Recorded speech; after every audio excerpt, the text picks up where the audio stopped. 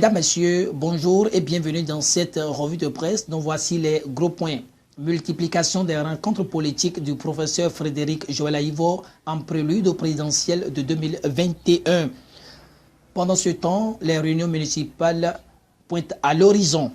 Que disent les journaux au sujet du rebondissement dans l'affaire TVA opposant Sébastien Germain à Javon à l'État béninois? Covid-19 pour terminer. Mesdames, Messieurs, voilà les gros points. Mais avant leur développement, allons à la découverte du quotidien Dynamise Info, qui est le journal à l'honneur ce jour sur JS Communication. Construction d'un échangeur avec le corps, nous sommes à Cotonou. Et le journal de Parfait Boko voudrait savoir si cette initiative ne figure plus à l'agenda du quinquennat en cours, puisqu'il a été décidé que cette infrastructure sera érigée afin de faciliter la fluidité de la circulation à Cotonou. Mais comme ce projet annoncé et applaudi met du temps à prendre, Dynamise Info s'interroge à propos de ce questionnement. Le journal à l'honneur reste à Cotonou, mais ouvre ses yeux sur Abomey-Calavi et un peu plus loin, puis découvre l'asphaltage à l'épreuve des inondations. À en croire Dynamise Info, excepté l'assainissement du cadre de vie, le souci du gouvernement à travers l'asphaltage est de contrer les inondations présentes à chaque saison des pluies. Mais force est de constater qu'en dépit de l'évolution des travaux pour la cause dans les grandes villes, les inondations dictent toujours leurs lois aux populations qui souffrent le martyre. Or, elles croyaient déjà leur peine conjurée au passé, mais côtoient toujours les eaux pour mener leurs activités quotidiennes. D'après le journal de Parfait Boko, cette situation semble s'empirer avec les travaux en cours qui renvoient les eaux dans les rues et maisons, s'appuyant sur le cas d'Abomey-Calavi, Cotonou et dans d'autres communes. Dynamise Info voit que le fait est palpable car les infrastructures, fruits de l'asphaltage, se trouvent parfois englouties par les eaux qui peinent à retrouver la direction des caniveaux. Conséquence, les rues sont inondées, rendant un peu plus difficile les traversées. Pendant que nous y sommes, Dynamise Info s'est aussi prononcé sur la contamination au coronavirus et indexe les chiffres qui affolent au quotidien.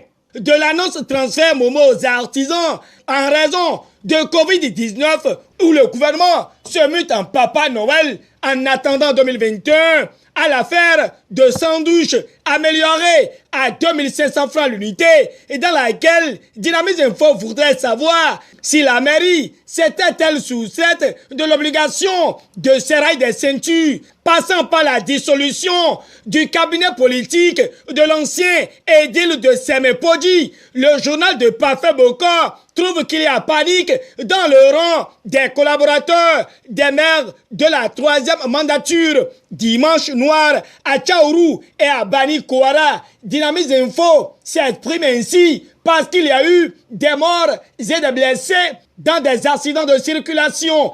C'est avec son titre relatif à l'actualité sociopolitique, avec assurément en ligne de mire 2021 que Dynamise Info termine. Mais avant, il étale que le professeur Frédéric Joël Aïvo était à Savet et à Parakou afin de changer avec les jeunes dignitaires, sans oublier les élus communaux. Oui, Nassiara précise qu'il y a eu tête à tête entre Frédéric Joël Aïvo et Aboubakar Yaya, le maire de Parakou vendredi dernier. Ce que les deux se sont dit est à lire dans les lignes de Matin Libre. De toute façon, l'homme fait parler son cœur, renseigne l'Audace Info. Selon la dépêche, le professeur du droit, avant de se rendre à Parakou, a pris passage vers le jeudi, où il a pris contact avec le bas peuple d'après l'Eco-Info, le journal de Gilbert Mankou. Ne manque pas de saluer l'engagement patriotique, l'amour pour les pauvres et le pragmatisme du professeur Frédéric Joël Aïvo qui ne traîne rien derrière lui. d'une information à une autre et le coopérant avec la photo du maire Charlemagne Coty étale que les conseillers municipaux de la 4e mandature se mettent à l'œuvre à Cotonou. Le Béninois libéré aborde le même sujet, mais fait un zoom sur les préoccupations de Luc Sertondier à Tropo, qui confirme son leadership. L'actualité enchaîne et découvre à Tropo dans une meilleure gouvernance à Cotonou. Selon ce journal, les conseillers sont déjà outillés sur les normes législatives et réglementaires, toujours avec l'actualité. Et nous savons qu'à Bomé-Kelavi, les travaux de la 2e session ordinaire du conseil communal se poursuivent ce lundi. Or, à Boycon, les nouveaux élus sont déjà outillés sur les lois de la décentralisation, rallonge l'actualité. À Lada, la cime de l'info trouve qu'à la session ordinaire, le nouveau maire Joseph Kakpo opte pour un zéro frustration dans la gestion des affaires politiques.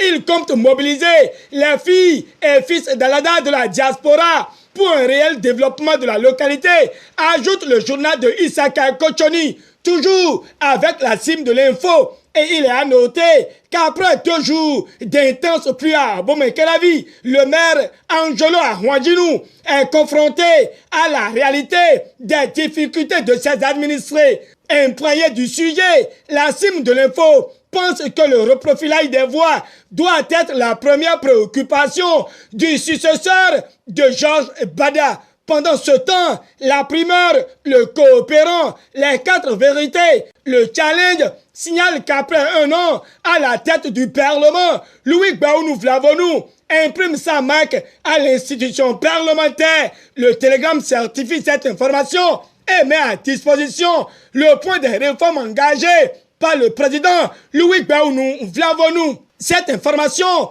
inhérente au Parlement de type nouveau ne préoccupe pas le Soleil Bénin Info, qui dévoile que 10 députés préparent un gros coup contre la mouvance. Le journal de Hervé Aladé répond qu'ils envisagent créer un groupe parlementaire, comme quoi ils veulent défendre la démocratie béninoise. Ces députés pourraient, selon le Soleil Bénin Info, être rejoints par des maires de l'opposition issus des dernières communales et municipales. Le même canard note une agitation autour du parrainage pour les présidentielles de 2021 qui manipule les jeunes, s'interroge le Soleil Bénin Info, qui révèle qu'il y aura des ronrons quand ils seront interpellés pour trouble à l'ordre public. Sans perdre son fil, le Soleil Bénin Info fait une analyse sur les manœuvres politiques dans la perspective des prochaines joutes électorales et se demande si l'opposition a perdu tout instinct de combat. Sans répondre, l'Afrique en marche va à la cour d'appel et confie que des dossiers de Javon seront bientôt examinés. Le confrère de la matinée touche le rebondissement dans l'affaire TVA opposant Sébastien Germain à Javon à l'État béninois et répond qu'il s'agit d'un dossier déjà vidé par la justice béninoise, selon Maître Isiaka Mustafa. Abondant, dans le même sens, la dépêche se demande si l'État béninois fait fi des décisions de juridiction nationale et africaine.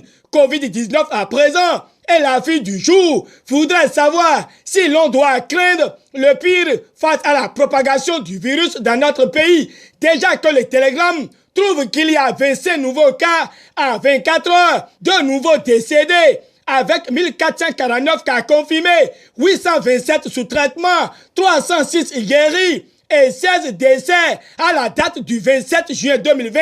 En tout cas, pour atténuer l'impact de la Covid-19 sur l'économie nationale, la Banque mondiale apporte un appui de 50 millions de dollars au Bénin, informe le Clairon.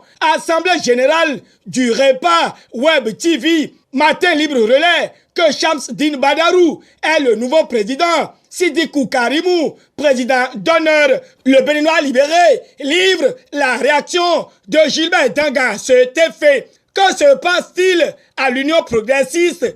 Parce que le matinal trouve qu'il y a remous au sein de cette formation politique de la mouvance présidentielle. Fin de cette revue de presse.